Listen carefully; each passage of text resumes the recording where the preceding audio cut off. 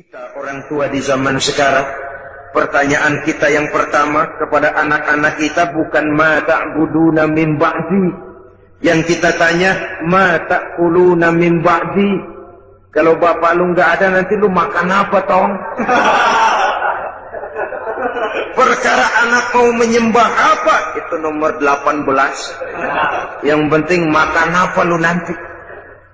Oleh sebab itu selalu saya mengingatkan, kita boleh bersedih kalau anak tidak mengerti komputer. Kita boleh merasa rugi kalau anak tidak mengerti matematika. Kita boleh bersedih sebagai orang tua kalau anak buta bahasa Inggris misalnya.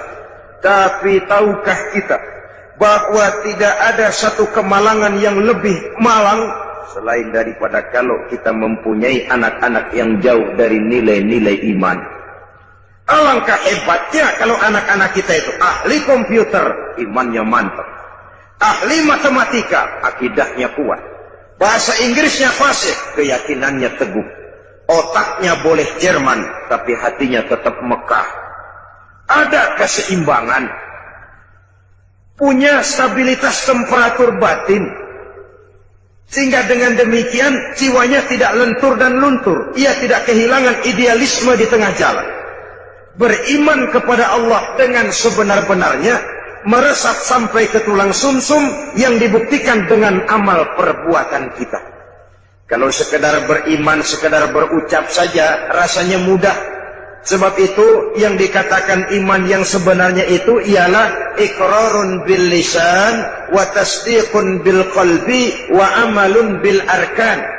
Diucapkan dengan lidah, dibenarkan oleh hati, diamalkan oleh seluruh anggota badan. Maka nilai iman juga lalu bertingkat.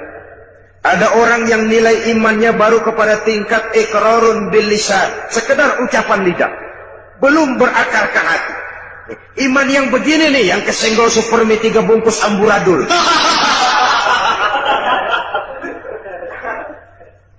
Imannya baru sekedar iqrarun bil lisan, sekedar ucapan lidah, belum berakar di hati. Mudah goyah seperti buih di lautan. Ada yang selain sudah diucapkan oleh lidah, dimantapkan, dibenarkan oleh hati. Lidahnya mengucapkan amantu billah, saya beriman kepada Allah. Hatinya meyakinkan itu sedalam-dalamnya, tapi belum diamalkan melalui anggota badannya. Oh, saya sih biar nggak sembahyang, iman mantep mas. Mantep. Jangan coba-coba ganggu agama saya, tak celurit sampean. Sembahyang nggak, agama dihina, marah bukan main. Ya lumayan. Fanatismenya tinggi. Saudara-saudara, nilai iman yang tertinggi itu setelah diucapkan oleh lidah, diamalkan oleh seluruh anggota, dibenarkan oleh hati, diamalkan oleh seluruh anggota badan. Nyawa taruhannya, iman tidak goyah. Nah, beriman kalau belum dapat hidayah itu sulit. Tapi menjaga iman setelah mendapat hidayah jauh lebih sulit. Tantangan semakin berat. Tapi mari pada kesempatan ini kita bercermin dari perjalanan hidup seorang wanita bernama Masito. Saudara kenal Masito? Kenal? Di mana kenalannya? Dalam sejarah, Masito ini wanita budiman yang teguh menjaga iman. Menurut riwayat, dia ini kan hidup dan tinggal di istana Fir'aun menjadi penyisir rambut keluarga istana. Satu hari sedang menyisiri rambut, jatuh sisir itu. Mulutnya refleks berkata, ya Allah, sisir jatuh ke bawah. Kata-kata Allah ini didengar oleh intel Fir'aun. Dilaporkan kepada Fir'aun. Lapor, bos. Kata Fir'aun, ada apa? Ada bahaya. Bahaya apa? Ada orang menyebut-nyebut Allah. Ini kan bisa mengganggu stabilitas ketuhanan Tuhan ini. Kalau dibiarkan bahaya. Oh, begitu? Iya. Siapa manusianya? Masito. Masito? Tangkap, tangkap. Masito. Saya ada dengar-dengar kamu menyebut-nyebut Allah ya? Iya. Emangnya kenapa? Siapa Allah itu Mas Ito? Allah itu Rabbi wa Rabbukum, Tuhan saya dan Tuhan-Tuhan juga. Loh, jadi saya ini kau anggap apa Mas Ito? Tuhan adalah Tuhan dan Tuhan bukan Tuhan. Mas Ito, gendeng sampean. Satu Mesir orang menyembah saya semua. Tiba-tiba kau menyatakan ada Tuhan lain selain saya. Keyakinanmu membahayakan posisi saya Mas Ito. Sudahlah, kamu jangan macam-macam. Kamu mau apa sih? Rumah? Kendaraan? Beras? Supermi? Beasiswa? Sudah, jangan bertuhankan Allah. Tuhanmu saya saja sudah. Tidak bisa Mas Ito.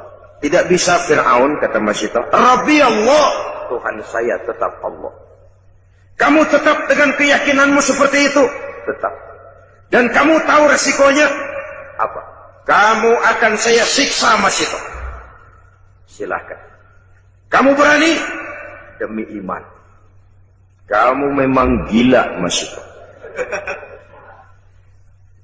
Firaun, Tuhan boleh beli jasad saya, tapi jangan mimpi bisa membeli jiwa saya. Tuhan boleh kuasai jasmani saya, tapi jangan mimpi bahwa Tuhan akan bisa menguasai akidah dan keyakinan saya. Nekat kamu Mas Ito ya. Apa boleh buat? On. Firaun, itu tuh manggilnya On. Tidak cuma sekedar saya siksa Mas Ito, kamu akan saya bunuh. Boleh? Kamu tidak takut mati? Sekarang saya mati, nanti juga saya mati Fir'aun. Dan bagaimanapun lebih baik mati berkalang tanah daripada hidup bercermin bangkai. Adalah lebih terhormat melarat karena mempertahankan iman daripada saya hidup mewah dengan menjual akidah. Biar nyawa berpisah dari badan, asal iman jangan berpisah dari hati. Kalau harus ditukar dengan kesenangan dunia yang tidak seberapa,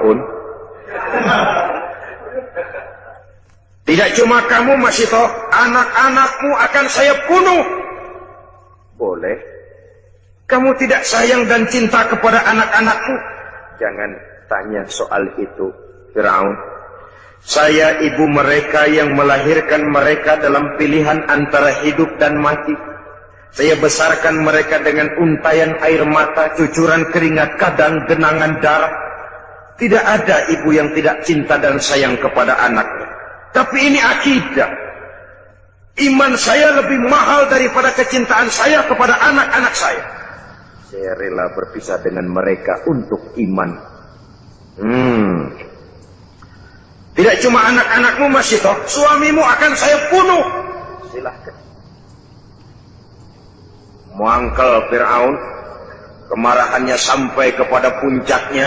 Dia panggil tentaranya, siapkan tungku yang besar, isi dengan air, rebus sampai mendidih.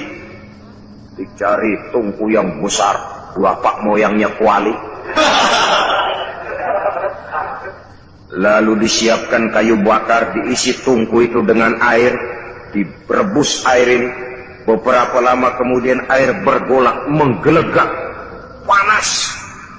Nah, Mas Ito, kamu lihat air sudah bergolak, menggelegak karena panas. Sudah. Kau dan anak-anakmu satu-satu akan saya masukkan ke air itu. Biar kamu tahu bagaimana tidak enaknya mati. Sudah, Tuhanmu tidak sanggup menolong kamu. Coba kamu nyembah saya, aman. Kamu tidak akan saya rebus. Firaun, sudah jangan banyak omong.